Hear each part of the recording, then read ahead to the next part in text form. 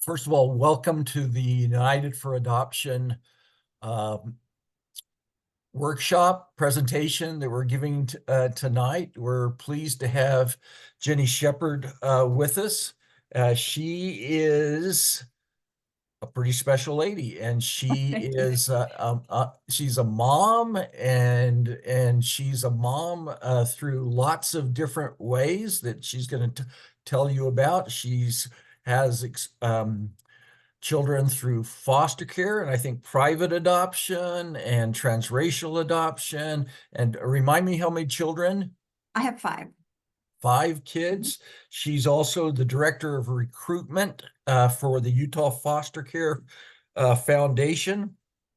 And United for Adoption is pleased to have Jennie join us tonight and to speak to our group. This meeting tonight is being recorded and will be sent out to our sponsors of United for Adoption, who are the Utah Foster Care Foundation, Raised the Future, also Forever Bound Adoption and Children's Service Society, and Life After Placement, and Curtin McConkie. So we have several different sponsors of United for Adoption, and certainly we're pleased to have Jennie join us tonight. Yeah. And we are going to let Jennie take over now. And if there's anything else, Jennie, that you would like to share, because all the group has the flyer that we sent out, Certainly. and but that doesn't do justice to your Oh, family experience. So again, welcome, Jennie, and I'm going to turn the time over to you. thank you. Thank you so much, Steve. It really is actually an honor to be here. It's kind of funny because where our family is in our adoption journey is so far beyond where it was when I used to be asked to share quite a bit. Because our family stood out quite a bit as I was wandering around in communities with a bunch of kids who don't look like me, etc. We used to be very noticeable. And now that my children are mainly adults, it's a different dynamic, and it's really great to have this long-term perspective of adoption that I have. All the things that I've been able to learn, I would share very differently now than I would have 20 years ago. So I became a parent 22 years ago, beginning through adoption, and then about 20 years ago became a foster parent with Utah Foster Care, and about 10 years ago became an employee with Utah Foster Care, and I am now the director of recruitment, as Steve mentioned. So I am going to share with you tonight about what I've learned about keeping adoptees connected to biological family. This has, to me, become the very most important piece of adoption. As I go today, feel free to drop questions in the chat. I've got my chat box open and I would be able to see those. I'm comfortable asking questions, and I'm also comfortable just kind of changing things on the fly about what I'm talking about. So feel free to drop questions in there. If it's something that I don't want to go there this moment or don't want to share, then I'll either save it till the end, or maybe if I don't, it's because it's not something I'm going to share about, if it's a question about my family, etc. I do want to make really clear that my family, my children, have all given me very specific and express permission to share their stories. They are, like I mentioned, mostly adults, and they allow me to share their stories. And that's an important piece of this. We don't share our children's stories without their permission. I would also like to mention that the language that I use is very heavy from the foster care perspective, because, as I said, foster parent for 10 years, working for Utah Foster Care for an additional 10. It just kind of comes out of my mouth from a foster care lens. And so while I know that we have a more general adoption audience here, I'll try and do my best to keep the language not specifically foster care, but there's just words that we use, semantics, that kind of are heavy on the foster care side of how we talk. I'm gonna screen share real quick and see if I can show you a picture of my kids. One second.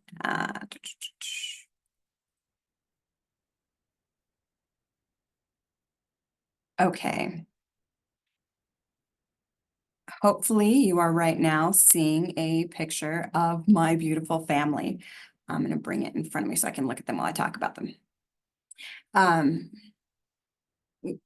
This, like I mentioned, we have mostly adult children at this point. We have Brandon on the end, who is 28 years old. Technically, actually, Brandon is not an adopted child. Brandon is a child who joined our family through foster care at age 13, and we get to keep him. He's a part of our family, even though adoption is not part of his journey with our family. But he is absolutely a sibling to the other children, and he is absolutely my son. And it feels so weird to me to say that I have actually just turned 29. I have a 29-year-old child. That's weird. Next one in is Gunnar, who is 17, who joined our family at birth through foster care. And then from there is Oscar, who is 24 years old and joined our family through foster care at age 7. He came into foster care at age 6 and joined our family at age 7. And the cute little blonde kid right there with him is his son. And then the adorable little girl at the other end of the picture is his daughter. So I have 2 beautiful grandchildren through Oscar. And then next is myself and my spouse. My husband is Native American, which does mean that we do have a Native American / ICWA, the Indian Child Welfare Act component to the majority of the children that have joined our family.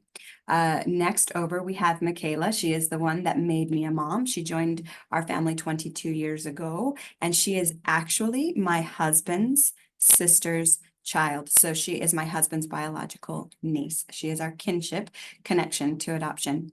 Next over, we have Rebecca, who joined our family at birth through domestic infant adoption, but with a weird loop around through the Navajo Nation foster care system, strangely, just because of the way custody had to happen in order to switch which state she was in, et cetera. It's a long, interesting, and confusing story, but we're not going to go there tonight. But I did just want to share with you my beautiful family so that we can all picture who we're talking about as I share with you tonight.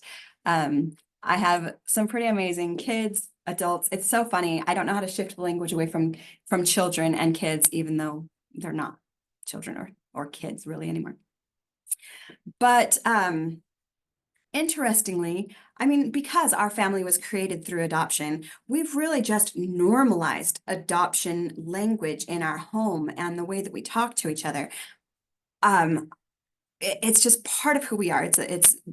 It's every day, it's all day, it's not different, it's not in a certain conversation that ends. It's just all of life is encompassed in an adoptive family where it's just normalized, right? I like that word, normalized. What I'm hoping to do tonight is not just simply talk about my family, but hopefully to destigmatize and normalize having as many healthy family relationships as possible. So I will be sharing with you stories about circumstances and situations with my family and my children in order to help us do that. An adoptee with no connection to birth family said, I'm going to give you a kind of long quote here. I have been reminded of an old Gaelic word, hirith, which is defined as being homesick for a home to which you cannot return, a home which maybe never was, the nostalgia, the yearning, the grief for the lost places of your past. As an adoptee who never knew anything about the first chapters of my life, I feel as though this word explains my deepest feelings. I am homesick because I don't know my story. I don't know the voices of my past. Nobody ever told me the circumstances surrounding how I got here or how anyone felt about my existence. That quote really touched me because I don't know what that feels like. I don't know what that feels like to not have a connection to somewhere and to people and to not know what my beginnings are. As someone who has a long-term perspective of the adoption world, I've seen many shifts over time about what is considered best practice and what is normalized for adoption. And some things have been completely flipped on its head as far as this goes. For example, when my daughter Rebecca was placed into our home 21 years ago, we were told that we were absolutely allowed to have zero connection with her biological family. It was closed. And if we were to seek out that connection, if we were to find out information about them or or make contact with them, that it would actually put the actual adoption in jeopardy. And that's how very different it is now, because anyone who is now getting educated about adoption has very, very opposite language about how important the family connections are, how we should be connecting to the biological family. So I'm grateful for this, because this is what I have seen and learned with my experiences, is how important this is.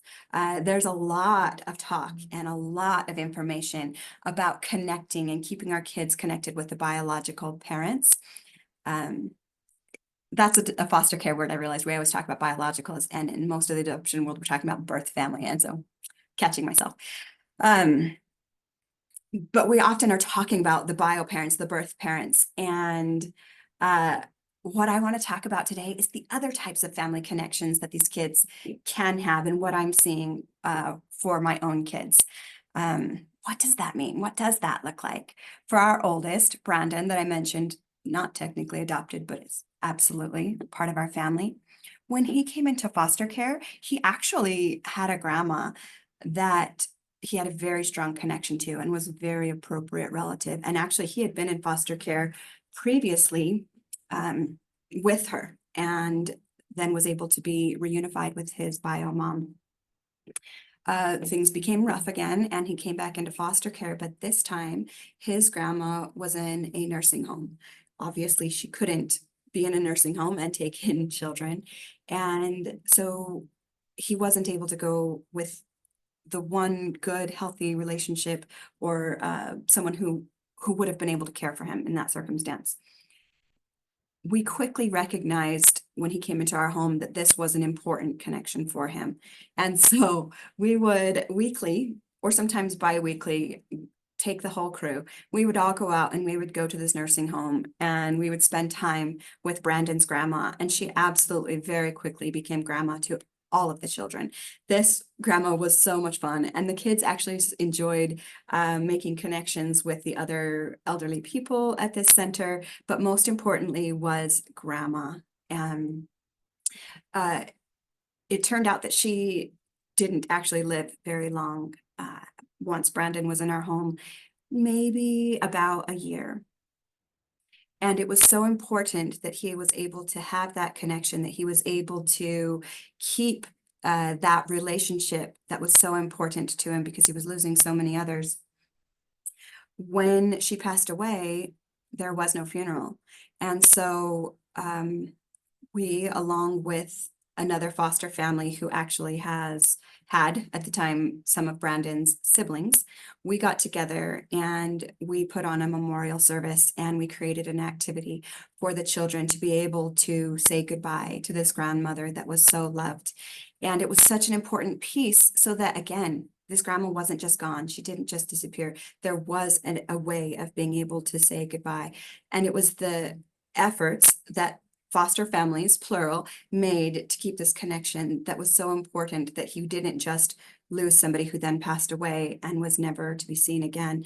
There was constant visits while she was in decline, and the ability to process it through, and the ability to say goodbye at the end.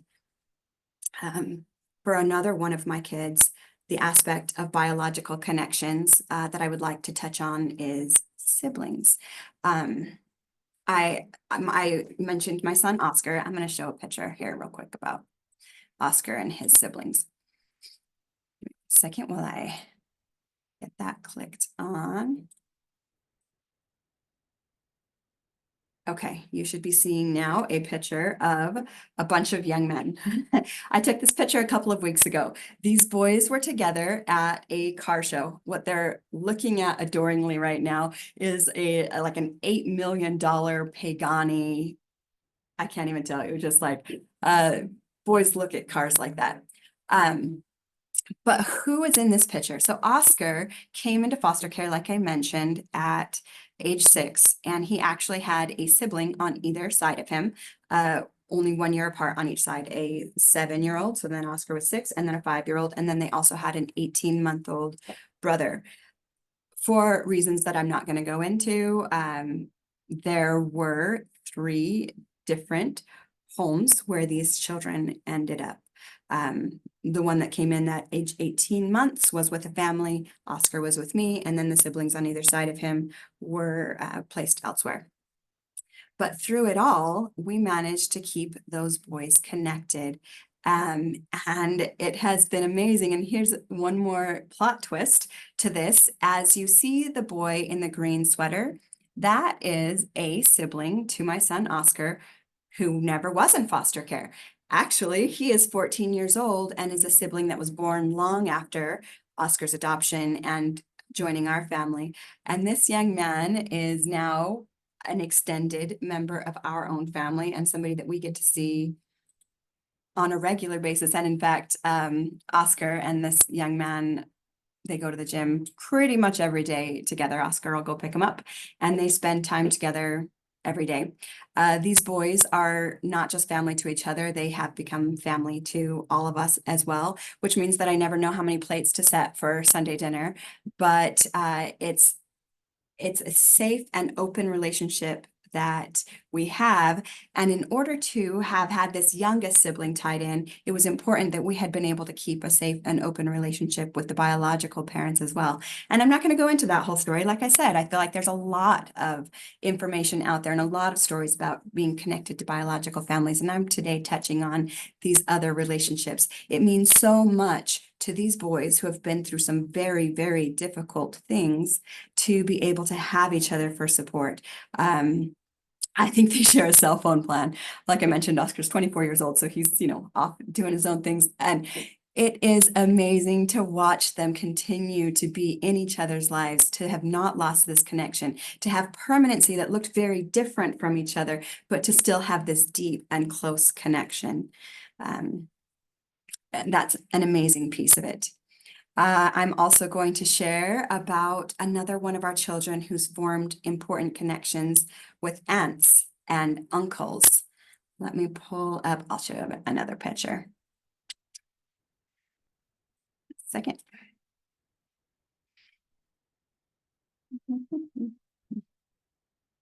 Oh, I lost one. Darn, I must have accidentally closed it out. So we won't get to look at the picture of Rebecca. I had a picture prepared of Rebecca with her aunt and her aunt's children, so her cousins. And Becca has a unique relationship with her aunts, several aunts. She has many aunts, her biological mother's sisters, and then a lot of cousins. And this has been an interesting connection because Becca doesn't have a huge relationship with her biological mother. She does have one, but she has a really close tie-in to some of her aunts. In fact, just before I got on this call, I got an invitation to one of Becca's cousins' high school graduations, because it's just part of our family. We've just become this extended family. Becca actually has a very large extended biological family. Some of her family live inside of this state, and some of them live far across the country. And so we saw the importance of keeping this relationship. And over the years, as our family was little, we would take family vacations and travel across the country and visit with Becca's family as a component of these family vacations. Once Becca was old enough, once she was a teenager, she would actually travel on her own. We would put her on an airplane and she would go stay with family members out there, aunts, for a whole week of the summer to be able to keep those relationships with her cousins and actually some siblings that are out there as well, which are also very important connections. It's really neat because Becca has formed these close relationships and she attends all of her extended family's celebrations, graduations, like I just talked about, and any other big things, weddings and baby showers and bridal showers. She gets to be a part of all of these. And it's really fun because Becca's one of those kids who just really shines when a spotlight gets put on her. And she's actually the oldest grandchild in this family. And so she gets to do a lot of the firsts for her extended family, and she absolutely loves it because they soak her all up and she soaks them all up. And it's been amazing to see the spotlight on her. And the way it boosts her confidence and it helps her to feel secure in her place in the world. Um, as an adoptive family, we're already choosing what family looks like. We get to decide that it doesn't only mean a specific child, that that child just didn't simply begin existing.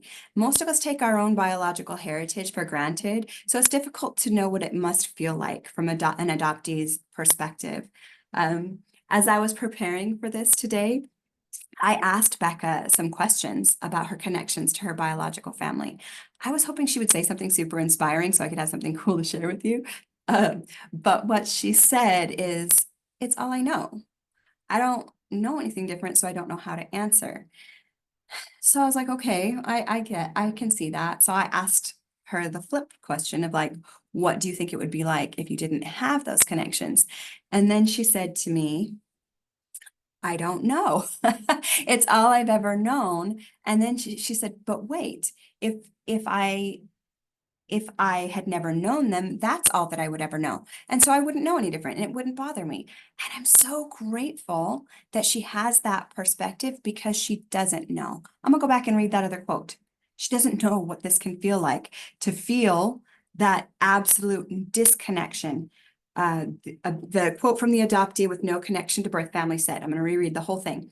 I've been reminded of an old Gaelic word, hiarith, which is defined as being homesick for a home to which you cannot return, a home which maybe never was, the nostalgia, the yearning, the grief for the lost places of your past. As an adoptee who never knew anything about the first chapters of my life, I feel as though this word explains my deepest feelings.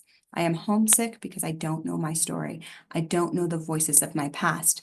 Nobody ever told me the circumstances surrounding how I got here or how anyone felt about my existence. I feel so grateful that I have a child who will never feel that because we knew from the beginning, despite having been told that we should not make connection with biological family, uh, how important that this would be for her, that she has her perspective so far removed from that, that she can't even see what that perspective may be like because she has always been so tied in to, I mean, she's just basically got double family. How can that be a bad thing? So many people that are in her life that are cheering for her and that love her. And I'm so grateful that she'll never know what it feels like to have that longing for something that you can never find. Um, so I lost my place in my notes because I went back up to read a quote. So then my daughter, Michaela, I should have brought up a picture of her as well, because what we have from her being a kinship connection, well, this one was the easy one. How much not work did we have to do in order to make sure that this family connection stayed tied? It's an interesting thing though, because of how many of our children have these outside family members that are coming in and giving them attention, and like I kind of talked about, like a bit of a spotlight.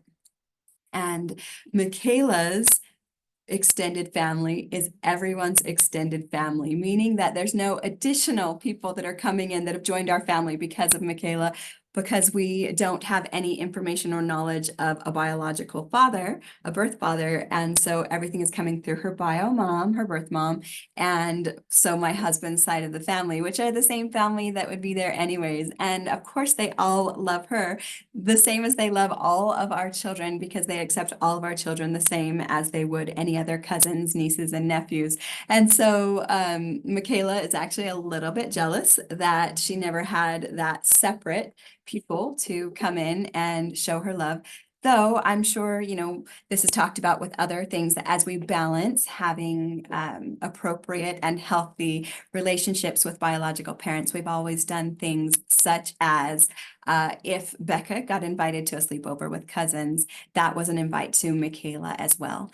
That there was never favoritism. If there were special things happening, then all the children were always, it was an expectation that was set that that all the children were invited, that it was an activity for everyone.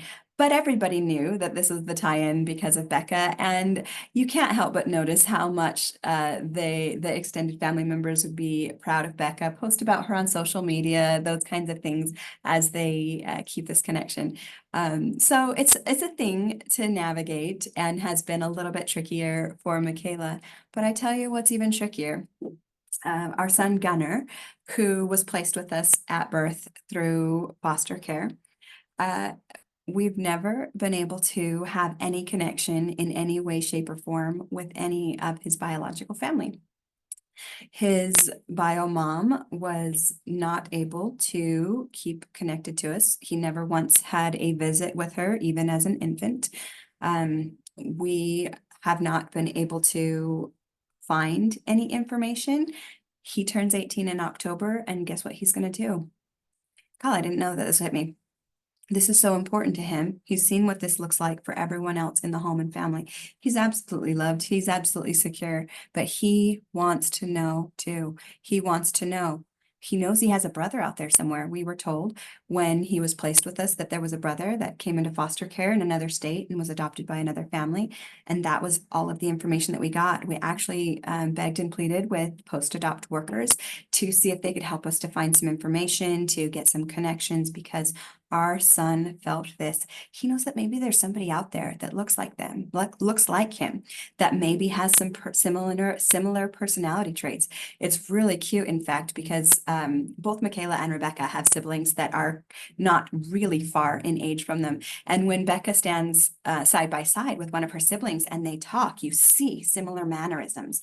And it's just a fun connection to see that, to feel that connection to someone.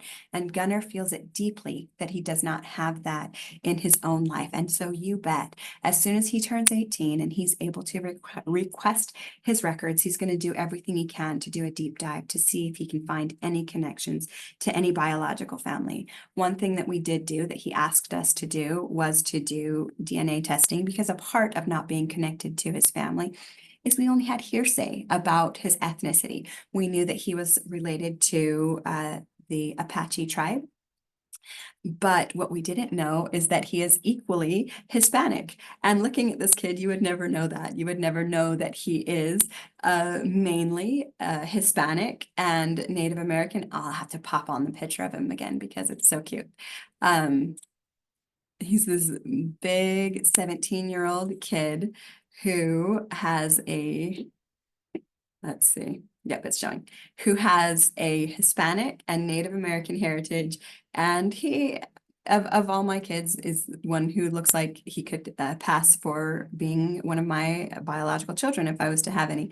And so this was an important piece for him to at least find some of his heritage. And now that DNA has improved even from the time that he put in his DNA sample. We can now learn some medical things, etc., because of that. But there's been some huge pieces of his history and some huge losses for him, things that he mourns that have come up repeatedly throughout his life. And in fact, of all of my children, even though his story may not include as many large traumas, etc. I mean, he came into our home at birth. He may not have experienced as many difficult things. He struggles. He has some really big struggles. And I believe that missing this connection is a large part of that. As any adoptive parent will tell you, if you don't help keep your children connected to their biological family, then as adults, these children are likely going to seek out those connections themselves. It might as well be a healthy connection all the way through, something that you help to develop and to strengthen. And I'd like to take it one step further than that. This is something that maybe is a really big foster care lens, but maybe just shouldn't be. One thing that we learn as foster parents is this such important piece of how important the support that we can be to a child's birth parents, to their biological parents. We know for a fact that adoption is coming from difficult places. Nobody's in this beautiful, wonderful place in their home and planning a pregnancy and planning a child and then placing that child for adoption, right? We know that this is coming from something hard, something difficult is happening. what does it look like if we're able to, once that child is with us, or even outside of that, when I'm going back and forth because I'm thinking foster care as far as when children return, we have the ability to be a support to these families, to these parents. And if we're looking at it in this same lens as I think about when I think of this extended family that we've gained, because of Oscar and his brother, because of Rebecca and her cousins and her aunts, those are people that we all love very much. Now, my kids grew up and they moved out. Uh, and I still love them the same amount. What if I could find that way to connect and love that extended family all the way through? It's not just about the child that I take in, it's about the connections that they have. The people that are important to my child are also the people that are important to me. Obviously, we need to keep things healthy and safe and have boundaries with certain individuals, but there's also people typically in in their lives that we can find that are healthy and safe and within boundaries can be a part of our community, a part of our family. I'm urging people to take that next step to be able to do something kind of astronomically different than adopt a child, but to adopt the family, to maybe become that stable piece of some instability that's leading to circumstances in which adoption becomes necessary. Um, can we take that love and extend it beyond that small human that we have? Can we build bridges instead of barriers? There's a quote that I feel like applies here.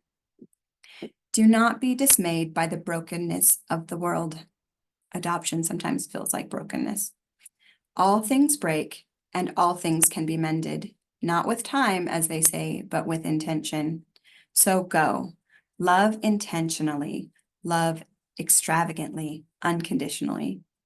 The broken world waits in darkness for the light that is you. Like I said, you may be the stability in an unstable family circumstance. When you are fully supporting your adopted child, you are helping them to make the most of all of the appropriate family connections that are out there. It requires loving intentionally beyond just your child. It is worth all of the efforts that you can put into it. Your child will benefit. I would urge you and invite you to join me in normalizing what healthy connection with biological family can look like whenever possible. I kind of ran through my children's stories much more quickly than I had intended, and I do have some opportunities to take some questions if you would like. If not, you get to hear me start to talk about some foster care information, because when we have time, me being the director of recruitment at Utah Foster Care, I am always going to share relevant and pertinent foster care information. So if you have a question, drop it in the chat real quick. I'll give a second. And if nobody has any questions, I will share with you some things related to foster care and openness. Give it just a moment.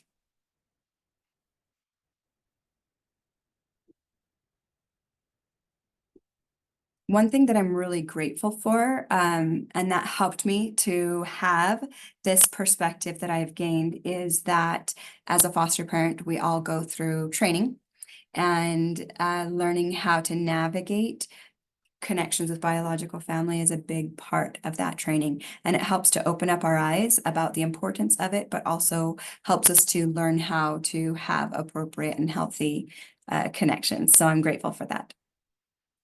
I'm not seeing any questions come in, so you guys get to hear about that. What we know statistically, if a foster family is able to give wraparound support to a biological family, that parent, that mother is way more likely, I wish I'd had the statistic written down, way more likely to reunify with their children. And what an amazing thing is that if we can help to be a part of supporting someone who is going through a difficult time, loving that child, supporting that family, helping that reunification go. And I truly believe that when that mother and child, parents and child move on, they also are just now part of your extended family in the same way that I'm talking about the extended family of my kids with their siblings and aunts and cousins. That's the beauty of helping families to stabilize and, as I talk about normalizing these family connections. Someone asked me, how did your children react each time you were able to adopt another child? Okay, so here is something interesting.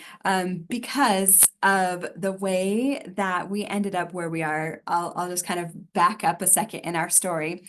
When we realized that we weren't going to be able to have children, it was not a conscious choice. We are infertile couple and we just cannot have kids. We had decided that we were going to go down the path of foster care and that we were going to have kids join our home. And in my head, I had this idea that I was going to have, I don't know why, randomly, I figured like a bunch of 9-year-old boys running around my yard and home. At the time, I was living in Flagstaff, Arizona, and we had a whole farm. We had horses and goats and chickens and like the whole thing. And I just pictured my husband being Native American and I knowing about the laws surrounding the Indian Child Welfare Act. I just assumed we would have a bunch of 9-year-old cute Native boys running around that were in foster care. And somehow that's where I went. I hadn't thought much through an adoption piece of this, and I hadn't envisioned what growing our family this way looked like. And so as our family did start to grow in a way that was different than what I expected, it's been an interesting path. So first, Michaela joined our family. She's the one who is a kinship adoption. And so it was in a very unexpected way. And it was a very drop of the hat while we were filling out our adoption paperwork. I'm sorry, our foster care paperwork and working on getting licensed. And so from there, before Michaela was even 2 years old, is when we got. I've shared this with some of the groups before, but I'll continue just a little bit about Becca's story. She's a domestic infant adoption, but we didn't apply with an agency. We got a phone call again because of the Native American component of why they reached out to us to have Becca placed in our home. And Michaela at that point was too young to fully understand adoption, even though it was part of our regular conversations, etc. But when you're not yet 2, you don't fully understand how children come into this world either way. And so with Becca and Michaela being less than 2 years apart, I don't feel like there was much of a dynamic, except for that I would always get the question of, are they twins? They still look a lot alike, but they looked a lot more like even when they were little, and being that far apart, I don't know how that happened. But anyway, so those two just were our kind of sibling set that didn't require much adjusting because, again, with the ages that they came in. But what next? We had Oscar join our family, and he came in when Michaela and Rebecca were 2 and 3, and he was 7. And oh, now I really wish I had this picture ready to show you guys. It was the best thing ever. When Oscar joined our family, he immediately became an older brother to these kids. He was so sweet and they loved him so much, and they immediately just bonded. The picture that I would have loved to have shown you is a picture of us on a road trip going on a family vacation, and the kids, Oscar being older, and at that time car seats weren't required for 7-year-olds, and I think it was Becca. The two of them fell asleep with their heads just resting on each other. And this was before Oscar's adoption was finalized. It was fairly close after he was placed into our home. And the way that it just became such an instant bond of, we are family. We are, like, people in our family are people that we love. We kind of just, anybody who's in our space becomes our family. And it's been that way since the kids were really little. And it's only built and grown since then. And so the minute Oscar was part of our family, he was just embraced. And it was so much fun to watch him be a big brother to these cute little girls. Oh heavens, he was a very ADHD 7-year-old boy, and that was a very different experience than having 2 little princess girls. So it was a big adjustment, but also beautiful to see these kids just kind of be like, well, this is how we are. This is family. This is not a huge adjustment. From there, though, we had cute Gunner join our family. And I should mention that as each child joins our family, or as as we make a decision to allow another child to join our family, it is a family decision. As much as I said, anybody who's in our space is our family and we accept them and love them and just they're part of us. We also, when this is a potentially permanent addition to our family, it's a family decision. I know when the kids are pretty little, that's hard to get actual, consent from them, but we definitely have always made family decisions about, are we opening up to taking a new placement? Is this something we did? Again, not when Michaela was less than 2 years old, but since that time, as I mentioned, we were licensed for 10 years as foster parents. And so this was a family decision. Once Oscar's adoption was finalized, we had a family conversation before opening back up and having cute Gunner, baby Gunner, placed into our home. I tell you what, one of the hardest things about foster care is taking infants, knowing that the goal is to have this child leave your home. And I was very, very, very concerned because at this point, Michaela was 6 years old and she instantly became mother hen. And I almost had to wrestle Gunner away from her in order to feed him the bottle. She wanted to change his diapers. She wanted to mother this child. And I had some very big concerns about what it would be like if Gunner's reunification was to happen, not because I didn't want the reunification to happen, but because I was very concerned that this 6-year-old who was feeling very motherly instincts over this baby would feel that loss immensely. Because like I mentioned previously, Gunner's biological mother was never able to be a part of the picture. That's not the direction that this went. And so I don't know what that feeling maybe would have felt like to have an infant that we love with all of our hearts and then to have them leave. I would hope that if that is the path that would have taken, that we would have built a relationship with his birth mom, with his bio mom, in order to have still a connection. And in fact, we do have connections to kids that were in our home that are no longer. At one point when Gunner was 2, we had another 2-year-old placed in our home and things got pretty wild for a while. And in fact, that 2-year-old's case went towards adoption. And for circumstances that I'm not going to talk through right now, that child ended up needing to find permanency with another family. But we still have connections with him. He lives 7 blocks away and attends school, and him and Gunner call each other brothers. It's like that. When you're able to build those connections, they don't go away and they're not lost. They're still there. They just maybe aren't living with you. So after Gunner's adoption was finalized, we were able to open up one more time. Well, there wasn't just one more time, but that's when Brandon joined our home. And at this point, again, Oscar was the oldest at about age, I want to say 9 at this point, and Brandon came in at age 13. So again, bringing another child into our home that was the oldest in our home. There's a lot of families that have a lot of concerns about bringing in an older child. Safety concerns. I don't know how to raise a teenager. I don't feel like I'm old enough to parent a teenager. There's a lot of reasons why people may not have a teenager join their home. But I have to tell you what, again, he joined our family and the other kids just instantly brought him in and made him a part of this family. And I was probably maybe right about 30, maybe early 30s when Brandon joined our home. And I didn't feel like I was old enough to parent a teenager. I had no idea what I was doing. My next child down was 9. That's a very different place than teenagerhood. And I didn't instantly feel comfortable giving physical affection to a 13-year-old boy. He was this giant 13-year-old boy at age 13. He was taller than me, bigger than me. And I don't think also that he would have felt very comfortable me being an instantly physically affectionate hugger, etc. But that's still such an important piece, an important part of every child's life. And of course, we've gotten there over time. We absolutely have a connection, and we have, just all of the hugs, all of the physical affection that we give each other as mother, daughter, son in our family. But at the time when that didn't feel normal or appropriate, when Brandon would come home from school and sit down on the couch, instantly, boom, boom, boom, all the younger children would just come. And of course, I was watching it. If this was annoying to Brandon, I would have made sure that I put a stop to it and that that wasn't going to be a thing.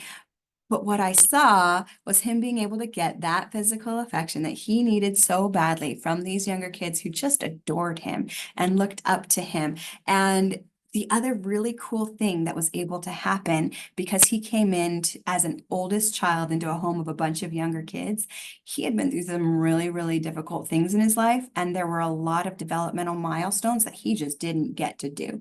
All of this, like playing pretend and blowing bubbles and jump roping, playhouse, a lot of things that when kids are just living in chaos and trauma, maybe just doesn't happen in the same way. Didn't happen for him, but under the guise of taking care of these kids, spending time with the kids, just being a part of the family, Brandon had the opportunity to experience so many of those beautiful childhood moments that come along with the kids looping him in. You're the dad, or you're the brother, or, like they would give him roles in their play pretends. They would make him hold the end of the jump rope. They would loop him into the jumping on the trampoline and all of those beautiful, wholesome things that kids need as part of their everyday development. Brandon would get looped into. And so it was so healthy. It was such a beautiful connection. And I know there's so many fears about bringing teenagers in, and I'm not going to pretend that there are not some valid things and some important things to pay attention to, and to make sure that there are safety plans in place, and to make sure that it is appropriate teenager to be with younger children, etc., because there are some very important pieces there. But I also know that there are so many healing things that can happen with bringing in a child into a home with younger children. And of course, vice versa. It's just all about the attitude that we approach it with. And I think that I want to make sure that I mention that piece too, as we're talking about the connections with our biological families. It genuinely is the attitude that we set as parents, the way that we talk about this extended family, the way that we bring people into the conversation. It sets the tone for the family, for the children, etc. And so I want to make sure, as we're talking about normalizing these family connections, that it's expressed that it is us as parents that makes it happen. It doesn't happen naturally. If we are standoffish to the extended family, if we don't intentionally, like the quote says, if we are not doing this intentionally, it is not happening. These are children who are not in a place to create this for themselves. It's us that does it. We are nearing time. Is there anyone else who had a question that I could jump in and answer real quick? One last chance. So, Jenny, it's Yeah. Steve, Yes. and I talk better that or faster that I can Sure. Absolutely. do in the chat. But Mhm. so you talked about the challenge of bringing, say, an older child in the home. Yeah. And so what would be, maybe from your perspective as both a foster parent recruiter and being around foster care for so long, what would be the hardest moments, other hard moments that somebody that was considering foster care uh, should know? Let's see. I'm trying to get to the meat of the question. Hard things about having the older children join the home? No, no, you mentioned that as one of the Mhm. difficulties in maybe becoming a foster parent. Right. Uh, what other kinds of difficulties do you see that couples are faced with besides the age of the child, that are challenges that that you see and that the couples cope with and deal with? So, what other kinds of things besides the age of the child?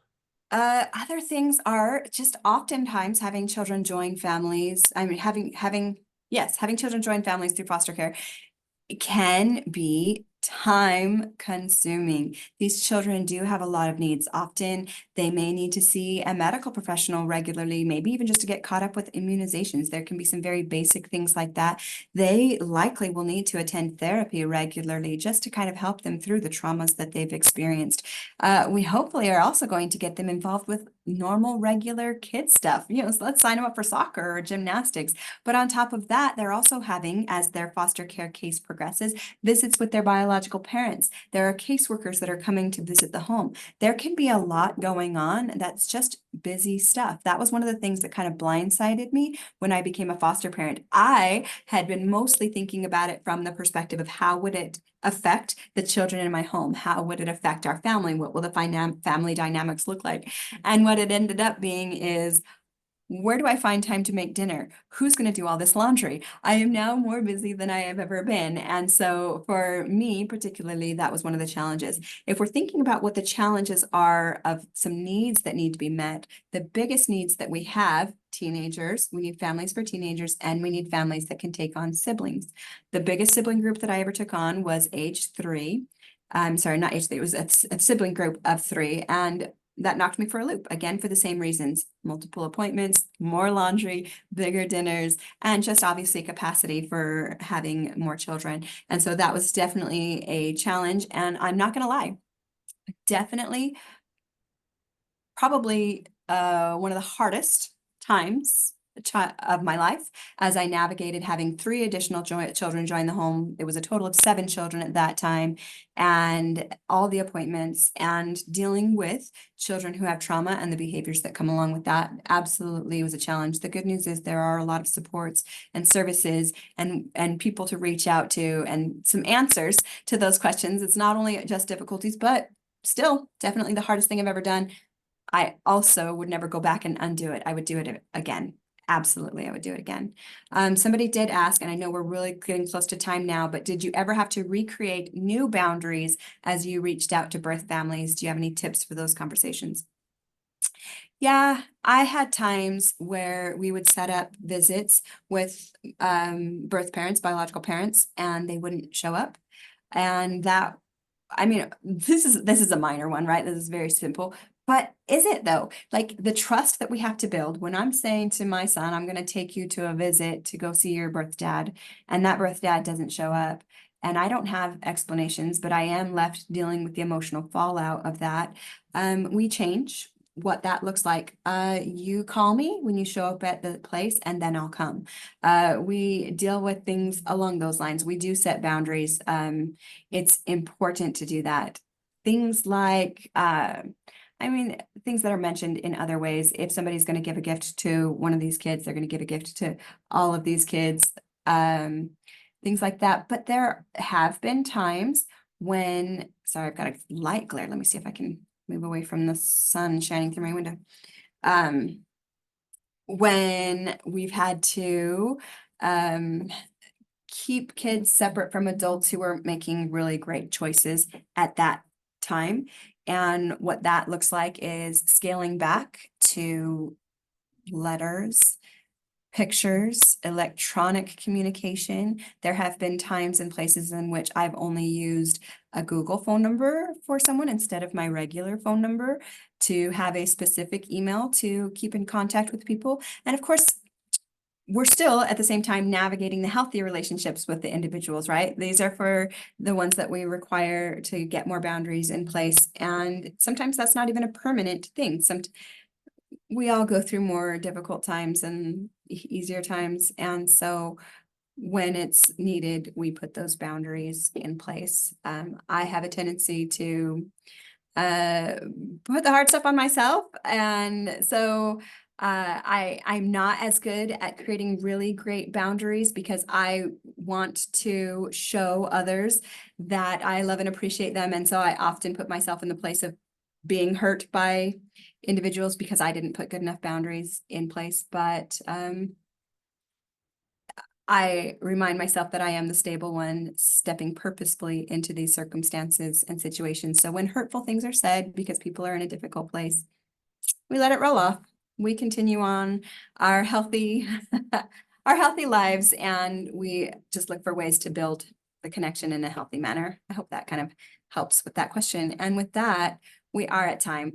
But I do just want to reread this last quote one more time, because I really feel like this is at the heart of everything that I'm trying to say about building these healthy connections. And that is, do not be dismayed by the brokenness of the world. All things break and all things can be mended, not with time, as they say, but with intention. So go, love intentionally, extravagantly, unconditionally. The broken world awaits for the darkness.